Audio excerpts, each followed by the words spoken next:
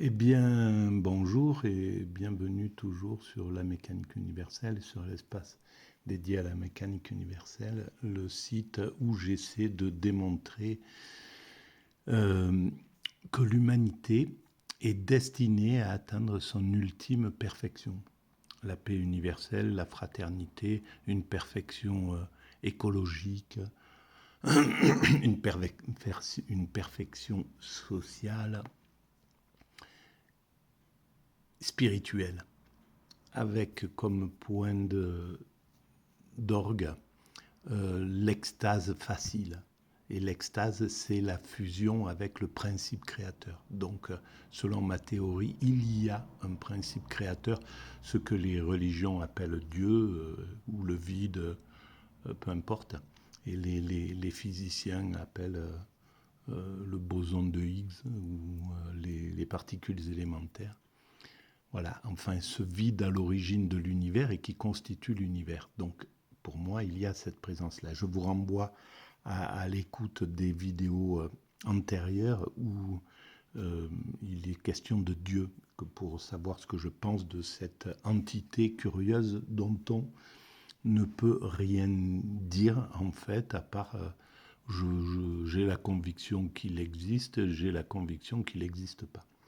Et ça me paraît plus logique de penser que cet univers a été est l'œuvre de quelque chose d'existant, qui a au moins une intelligence aussi forte que la somme des intelligences humaines, puisque nous n'arrivons pas à percer encore le mystère de, sa, de la matière, de la façon dont la matière est constituée à partir de rien, du vide. Pardon. Et donc, voilà, moi je continue donc mes petites pérégrinations à l'intérieur de cet ouvrage de René Jean Dupuy qui est une magnifique œuvre pour moi, L'humanité dans l'imaginaire des nations.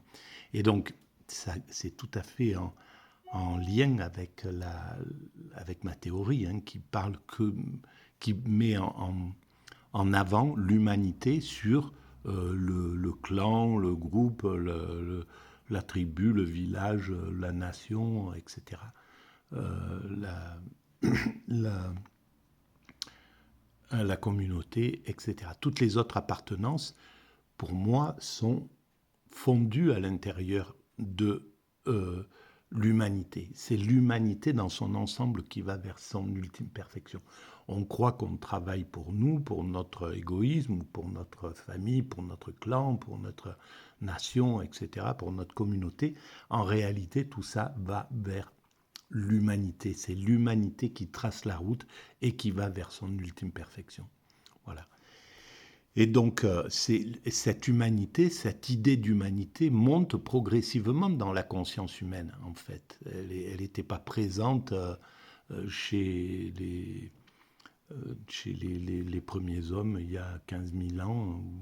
Voilà, ce n'était pas une vision, ils n'avaient pas la possibilité de voir la planète dans son intégralité, de voir qu'on appartenait tous à la même espèce, etc. Il a fallu une grande évolution entre le primate que nous étions et aujourd'hui. Il y a eu un tas d'évolutions qui ont conduit à ce que nous sommes. Et par exemple, au XIXe siècle, là, c'est concrétisé ce que montre bien René Jean Dupuy, avec des philosophes à la suite de Hegel, de Kant, etc. Euh, les philosophes comme Marx, comme Proudhon, comme Comte, etc., ont une vision universelle de l'humanité et pensent que l'humanité évolue vers sa perfection grâce à la technique, grâce au progrès, etc. Ça s'est arrêté avec la catastrophe du XXe siècle. Le progrès a tellement écœuré l'être humain parce qu'il était utilisé à mauvais escient. En fait, on a accusé le progrès pour pas accuser les hommes qui ont fait 14-18 et la boucherie des millions de morts grâce au progrès, évidemment, en utilisant le progrès. Et pareil pour 39-45, cette catastrophe qui a anéantit l'optimisme humain. Et il a fallu attendre que le monde se repose. Il y a eu cette période absurde, là, dans cette partie du XXe siècle. Et maintenant, il me semble qu'il est possible de revenir à une vision téléologique, de réanalyser l'évolution de l'humanité, de reprendre cette idée, avec un peu plus d'avancée, puisqu'il y a 100 ans qui sont passés entre l'époque Hegel, Proudhon, Fourier, etc., tous ces philosophes du XIXe siècle, les Lumières, etc., qui avaient une vision comme ça. Voilà. Et donc, je reprends ma lecture et je découvre en même temps que je lis et je commente. J'en suis arrivé à cette idée de la colère du prophète. Donc, on est là, il démontre, René Jean Dupuy, et il parle du XXe siècle et justement de la vision que nous avions du progrès dans cette partie du XXe siècle qui a un problème avec le progrès, justement parce qu'il l'accuse de tous les maux. C'était Paul Valéry, qui était à la manœuvre, et là, on va voir la colère du prophète. Dans cet échantillonnage des destructeurs d'un mythe, donc du mythe de l'évolution d'un progrès positif vers la perfection, Georges Bernanos porte un témoignage qui se veut prophétique, celui d'une conscience indignée, d'une voix alertée qui parle à contretemps face à des hommes convaincus d'être portés par le progrès. Donc voilà, Bernanos est en opposition. J'en profite pour vous dire que si vous appréciez le contenu de cet espace et de cette théorie, mettez des pouces et abonnez-vous, et ça ouvre un peu la visibilité de cette théorie. Et puis vous pouvez en parler à vos amis, voilà. Si vous le souhaitez, si vous le pensez juste, et voilà. Donc, d'une voix alertée qui parle à contretemps face à des hommes convaincus d'être portés par le progrès. Ces attaques contre l'empire des robots n'ont de sens que par leur dénonciation de l'assujettissement de l'homme à des pouvoirs dont les machines ont décuplé la maîtrise sur la société. Alors, ces angoisses, ces problèmes ont été là de tout temps. Dès qu'un progrès nouveau arrivait, voilà, il y a une peur qui est engendrée derrière. Le temps qu'on maîtrise ce progrès, c'est tout à fait légitime. Et voilà, la machine, l'arrivée des machines au XIXe siècle entraînait la peur du chômage, du fait de ne plus avoir de travail, etc. Et là, on se retrouve toujours dans ce cas de figure. Cette peur, elle est génératrice d'activité et elle nous permet d'améliorer les choses, en fait. Elle est nécessaire. On évolue aussi avec la peur.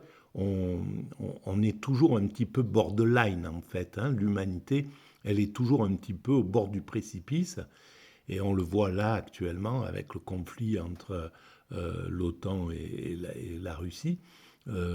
On sait que voilà, il y a la possibilité d'une déflagration atomique qui pourrait anéantir l'humanité. Et on a tout le temps frisé ce genre de choses. On a toujours été pas loin de l'extinction parfois, voilà. Et c'est un moteur d'évolution. C'est quelque chose qui permet à l'évolution d'évoluer. Pour moi, voilà, selon moi, c'est ça. C'est une peur nécessaire, mais au final, on dépasse toujours l'adversité et on sort des choses. Et donc le machinisme, c'est exactement ça. Il a été extrêmement pénalisant, mais il a apporté tout un tas de confort. L'ouvrier de 1700 et quelques et l'ouvrier actuel, c'est autre chose quand même. Ou l'ouvrier du 19e siècle et qui, voilà, et l'arrivée de la machine, du progrès, et, à, est porteur de positif et de négatif. Et il ne faut pas oublier le positif dans les deux sens. Et simplement, c'est une question de maîtrise. Voilà, à un certain moment, le progrès, tant qu'il n'est pas maîtrisé, il est dangereux. Voilà, les premiers avions étaient dangereux. Les premières voitures, quand elles se sont lancées, on ne savait pas qu'il fallait mettre des feux rouges, des stops, un code de la route, etc. Des accidents, ils étaient en pagaille à l'époque. Et donc, jusqu'au moment où c'est à peu près maîtrisé.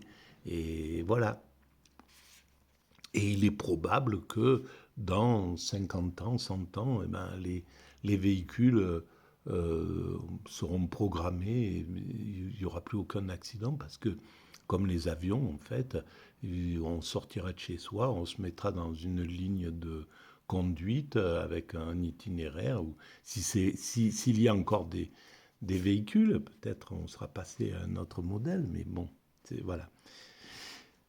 En tout cas, on continue. Alors,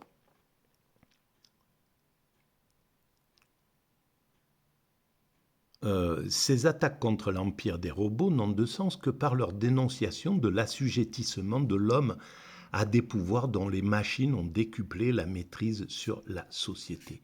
Mais aussi, on a gagné du temps de vie grâce aux machines. Et s'il n'était pas cet ultralibéralisme qui veut faire travailler les hommes comme des forcenés, parce qu'il n'a rien compris au sens de l'existence, il ne voit que son profit. Et donc, on pourrait travailler 4 heures par jour maintenant, c'est clair. On pourrait avoir la retraite à 50 ans, on pourrait... voilà. Mais ce modèle capitaliste, le modèle des riches, malheureusement, à mon sens, c'est un petit peu le problème des dominants, c'est qu'ils ne peuvent pas supporter le bonheur des ouvriers. Parce qu'en fait, si les ouvriers étaient heureux, ça éclairerait leur propre stupidité de passer leur existence à courir derrière des choses absurdes, l'argent, le pouvoir. Quand on arrive à la fin de sa vie, on se rend compte à quel point c'était totalement absurde. Et donc, s'ils donnaient vraiment du bonheur si les élites donnaient du bonheur aux ouvriers, ça gâcherait leur croyance au fait qu'ils sont plus heureux que nous. Et pour eux, c'est légitime qu'ils soient plus heureux. Un patron, c'est légitime qu'il soit plus heureux, qu'il se croit plus heureux que ses ouvriers. Parce que sinon, il comprend... Il se trouve pas supérieur, dominant, etc. Il ne comprend pas pourquoi il a ces qualités, lui, d'entreprise, alors que les autres sont des suiveurs, etc. etc. Voilà. Voilà ma vision des choses. Mal exprimée, mais c'est ça. Capitalisme et collectivisme ont pour lui, pour donc Georges Bernanos, partie liée pour instaurer l'État moderne, léviathan géant au sein duquel, après Nietzsche, il voit les hommes dans un troupeau satisfait de leur médiocre sécurité. Il a raison, bien sûr, mais c'est comme ça que se construit l'humanité. Voilà, on est dans ce schéma, nous sommes les hommes constructeurs. Donc, le bonheur, c'est des petits bonheurs qui servent de récompense. Nous construisons la perfection dans laquelle nos descendants pourront s'épanouir, pourront ne plus avoir à travailler, ne plus avoir juste à avoir à contempler, à se rencontrer, à s'aimer, etc. Et nous, on construit cet état-là, et donc on n'est pas... pour ceux qui arriveront et qui seront dans cet état de perfection, ils auront accès à l'extase, qui est le sommet du bonheur, en somme, du plaisir, du bonheur, de la sensation, etc. Nous n'avons pas droit à l'extase parce que l'extase, c'est valable pour la contemplation. Donc, quand on a fini de travailler, quand on a fini de réaliser l'humanité, donc on peut faire l'expérience, mais c'est extrêmement compliqué. Alors on peut faire l'expérience accidentellement, mais ça dure pas longtemps, c'est compliqué, etc., etc. Et donc nous avons droit au petit bonheur, aux petites choses. Donc on est des esclaves de ce néolibéralisme, il ne faut pas se leurrer, hein, c'est une sorte d'esclavage, sauf qu'on est payé pour accepter notre esclavage, mais passer les trois quarts de son existence à travailler, c'est un esclavage, c'est aberrant en fait. Quand on comprend le sens de la vie, nous arrivons, voilà, on n'a pas droit à 3 ou 4 chances d'existence, au moins dans l'état actuel de nos connaissances. Et donc, la logique voudrait que on fasse les meilleures conditions à ceux qui viennent. Ils travaillent, ils font leur travail, on partage le travail, on partage les tâches, on offre à chacun un salaire d'existence, on offre à chacun un toit, de quoi se nourrir, de quoi se soigner, de quoi éduquer ses enfants. Sur la planète, sur toute la planète, on a toutes les possibilités de ça. On ira vers ça. Mais pour l'instant, on n'en est pas là encore. Dès lors, c'est le temps de la tiédeur. La plus sûre façon de se damner n'est pas de préférer le mal au bien, c'est de se préférer soi-même au bien et au mal. Que l'ère des techniques est ainsi désaffectée, la personne était inévitable. Car notamment, grâce à Comte et à Marx, elle procédait d'une prétention délirante. Tout en exaltant l'humanité, elle humiliait, elle écrasait un peu plus chaque jour l'homme devant la nature. Je pense que c'est Bernanos qui écrit ça. Elle élevait l'humanité de toute la hauteur dont elle précipitait l'homme. Le primate en cours d'évolution. Donc il avait bien compris, Bernanos, que nous étions des primates en cours d'évolution. Elle sacrifiait l'homme à l'humanité comme le totalitarisme le sacrifie à l'État.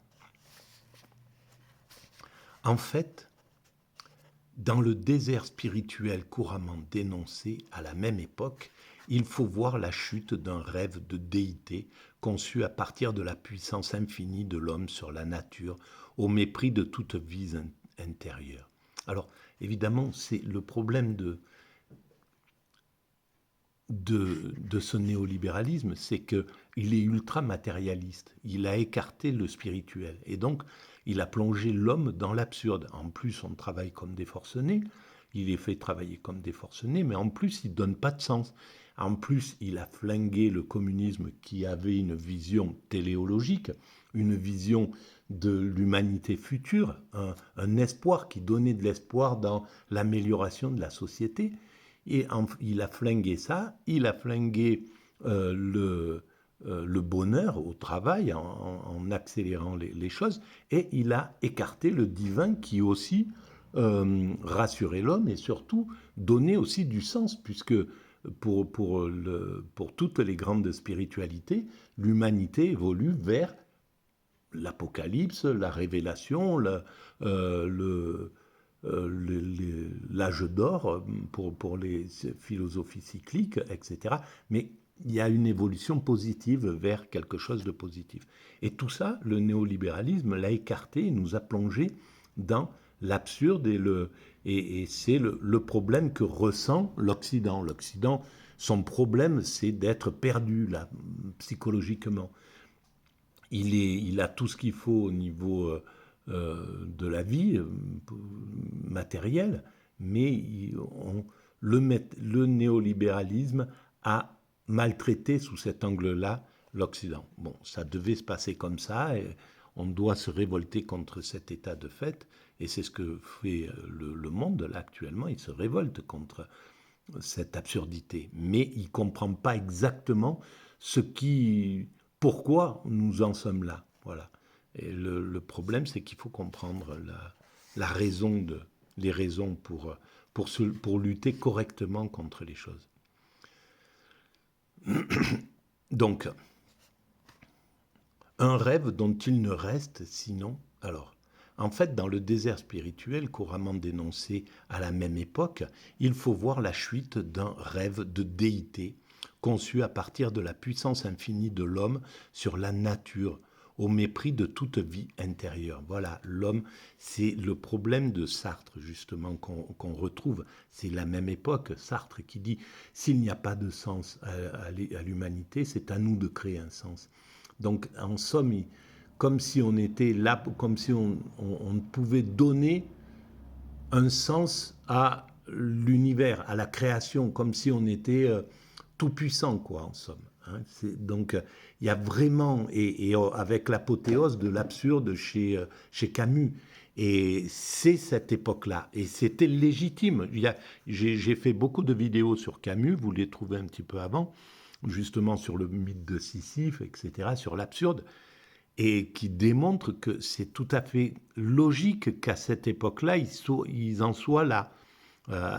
À ce moment-là du matérialisme, il fallait passer par cette étape, l'existentialisme, par ce moment justement tout à fait délié du divin. Et curieusement, Sartre revient, peut-être que sa plus grande compréhension, c'est le livre c'est les entretiens qu'il a avec Benny Lévy, justement à propos du sens de l'évolution et du mystique.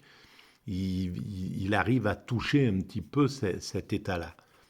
Voilà. Et on aurait aimé savoir comment aurait évolué Camus s'il n'était pas mort, justement. Est-ce qu'il serait resté dans cette sorte de narcissisme qui était voilà, le jouir, une vision un petit peu comme ça, auto-centrée en somme sur la vie, quoi. Mais qui était vraiment importante, hein, qui permettait de justement se libérer de tout un tas de contraintes, d'emprises et de ce dont je parle juste avant, ce modèle qui nous a servi, quoi. Voilà. Alors, quant à l'humanité, déesse dérisoire, la voici exposée à la tentation du désespoir, entretenue par l'atome.